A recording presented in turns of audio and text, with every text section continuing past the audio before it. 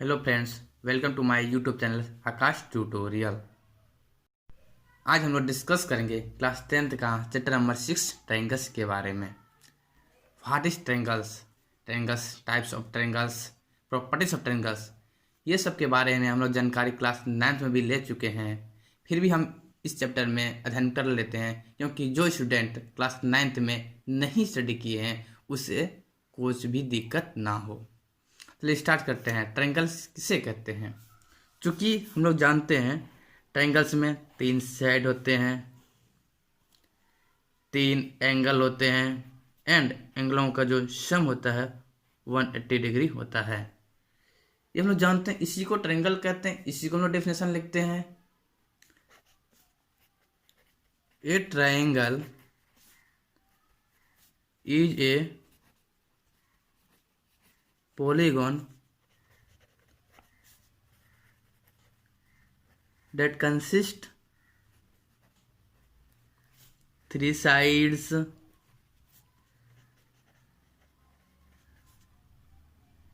3 edge, 3 vertex and sum of the all internal angle in the triangle is equal to 180 degree.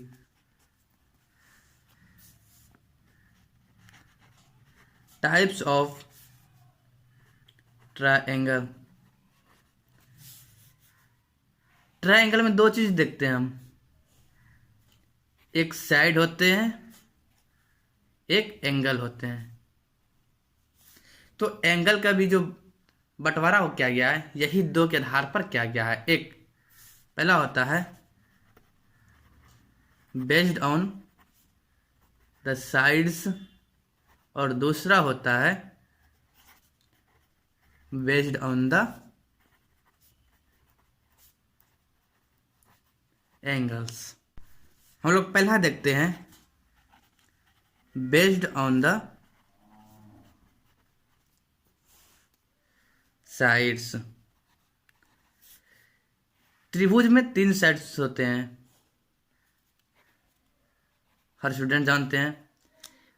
ये 3 sides को कैसे कैसे लिख सकते हैं, क्या क्या हो सकते हैं ये 3 साइड में?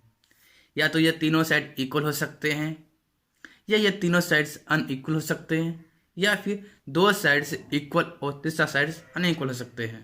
और कुछ हो सकते हैं? नहीं। तो पहला कंडीशन हमारे पास क्या आ सकता है, या तो तीनों साइड्स इक्वल हो, या तो तीनों साइड हमारे पास क्या हो, अनइक्वल हो, या फिर क्या आ जाए 2 साइड्स इक्वल एंड तीसरा साइड्स अनइक्वल हो। यही 3 साइड आएगा, इसी को बांटा गया है साइड्स के आधार पर। तो जब तीनों साइड्स इक्वल हो इसे कहते हैं इक्विलेटरल ट्रायंगल। जब तीनों साइड्स अनइक्वल हो इसे कहते हैं स्केलिन ट्रायंगल। और जब 2 इक्वल हो, एक अनइक्वल हो, तो इसे कहते हैं आइसोसेलिस ट्रायंगल। दूसरा देखते हैं बेस्ड ऑन द एंगल्स। एक ट्रायंगल में 3 एंगल होते हैं, ए बी सी। ये तीनों एंगल कैसा हो सकता है? एक तीनों छोटा हो जाए, क्योंकि मुझे एंगलों का सम भी कितना आना चाहिए, 180 डिग्री ही आना चाहिए। तो कब? जब ये तीनों एंगल छोटा हो जाए, मतलब किससे, 90 डिग्री से लेस देन हो, या फिर 3 एंगलों में से एक एंगल 90 डिग्री हो, या तीनों में से एक एंगल 90 डिग्री से अधिक हो। ओनली 1 एंगल और बाकी बात 2 एंगल क्या हो, वो 90 डिग्री से छोटा हो। जब तीनों angle three angle less than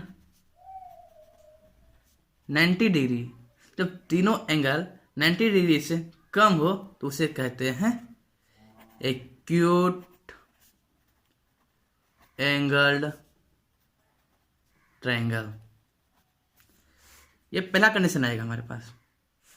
दूसरा कंडीशन हमारे पास आ सकता है क्या, अभी बताया कि एक तीनों में से एक एंगल 90 डिग्री हो, एक एंगल क्या हो 90 डिग्री हो, बाकी बाद अदर दो लेस देन 90 डिग्री होना चाहिए, क्योंकि मुझे 180 डिग्री ही पुराना है।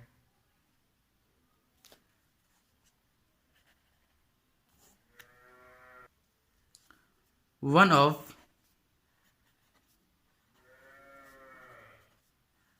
थ्री एंगल्स एग्जैक्टली या इक्वल टू 90 डिग्री, इसे कहते हैं राइट एंगल्ड ट्रायंगल। तीसरा जो आता है हमारे पास वो क्या हो, वन ऑफ थ्री एंगल्स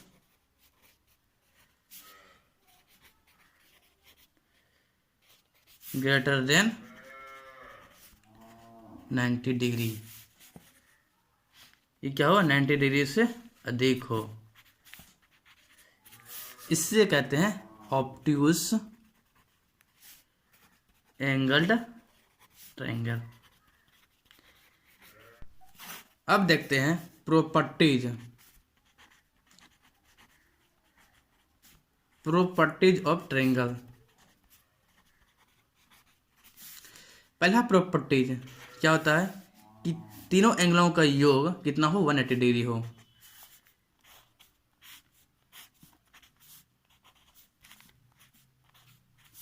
कोण ए प्लस कोण बी प्लस कोण सी कितना हो 180 डिग्री के इक्वल होना चाहिए। दूसरा प्रॉपर्टीज कहता है कि दो साइड्स को अगर योग करेंगे A B plus B C करेंगे तो ग्रेटर देन होना चाहिए तीसरा साइड से। तीसरा प्रॉपर्टीज कहता है हमें जो एंगल अधिक हो उसका जो अपोजिट साइड होता है वो क्या होता है लॉन्गेस्ट होता है। समझ गए, जो एंगल अधिक होता है उसका अपोजिट साइड अधिक होता है, या फिर जो साइड्स लॉन्ग होता है सबसे अधिक होता है उसका जो अपोजिट एंगल होता है वह ग्रेटर होता है। ग्रेटर एंगल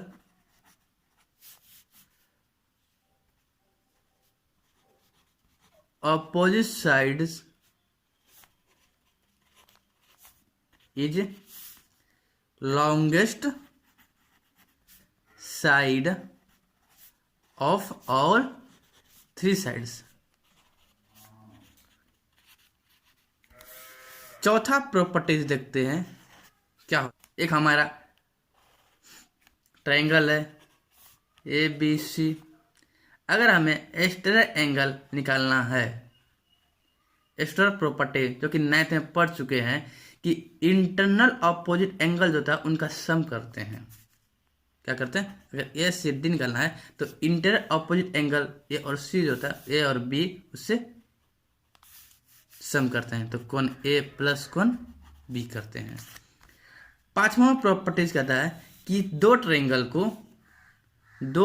को सिमिलर कब कहेंगे, जब इनके जो साइड होते हैं वो साइड क्या हो प्रोपोर्शनल हो। क्या हो साइड प्रोपोर्शनल हो, या फिर एंगल जो होते हैं इनके एंगल वो क्रॉसपोंडिंग इक्वल हो। सिमिलर के दो ही नियम होते हैं, ए triangle is said to be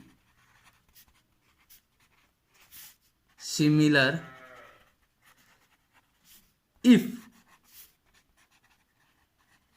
their angle is corresponding equal both triangle and their sides proportional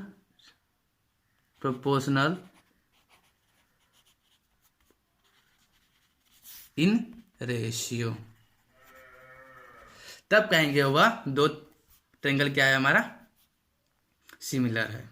9th हम लोग स्टडी कर चुके हैं कि दो ट्रायंगल कॉन्ग्रुएंट तभी होंगे जब उनके साइड्स प्रोपोर्शनल हो एंड एंगल इक्वल हो। एंगल क्या हो, इक्वल होना चाहिए एंड साइड्स प्रोपोर्शनल होना चाहिए। बहुत से नियम लोग पढ़े थे, एस ए एस, दूसरा एस एस एस, तीसरा ए ए ए, ये कॉन्ग्रुएंट के नियम थे। सिमिलर का क्या नियम था कि उनके जो एंगल होना चाहिए वह क्या होना चाहिए इक्वल एंड उसके जो साइड्स होना चाहिए साइड्स ए बी बटे D E equal to A C बटे D F equal to B C बटे ई एफ। ये रेशियो क्या होना चाहिए इक्वल होना चाहिए, उसे कहते हैं सिमिलर। दो सर्किल कॉन्ग्रुएंट कब होंगे जब उनके रेडियाई इक्वल हो, आर इक्वल हो, तब कहेंगे वो कॉन्ग्रुएंट है। लेकिन दो सर्किल को देखते हैं, इसके अंदर का सर्किल है या सिमिलर है, हाँ बिल्कुल सिमिलर है, पता चल रहा है सिमिलर है। दो स्क्वायर कॉन्ग्रुएंट कब होंगे जब इनके जो माप होते हैं लेंथ साइड्स वो इक्वल हो, लेकिन एक बड़ा और एक छोटा, क्या ये सिमिलर है? जी हाँ, ये सिमिलर है। अगर हमसे पूछा जाए दो सिमिलर का फिगर देने के लिए, तो सिमिलर तो ये 2 स्क्वायर हुआ, 2 सर्किल हुआ, 2 ट्रायंगल हुआ। अगर कहेगा हमारे पास दो नॉन सिमिलर का फिगर देने के लिए, तो एक स्क्वायर हुआ, ये क्या हो नॉन सिमिलर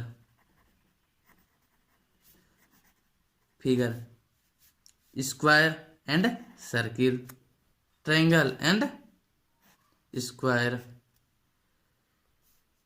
स्क्वायर ट्रापेजियम या पैरेललोग्राम, क्योंकि इनके सभी साइड प्रोपोर्शनल नहीं है, इक्वल नहीं हो सकते हैं। प्रोपोर्शनल रेशियो इक्वल कभी नहीं हो सकते हैं। जिनके प्रोपोर्शनल रेशियो इक्वल ना हो उसे कहते हैं नॉन सिमिलर, और जिसका प्रोपोर्शनल रेशियो इक्वल आ जाए, A B C D P Q R S, अगर ए बी बटे P Q equal to B C बटे Q R equal to C D बटे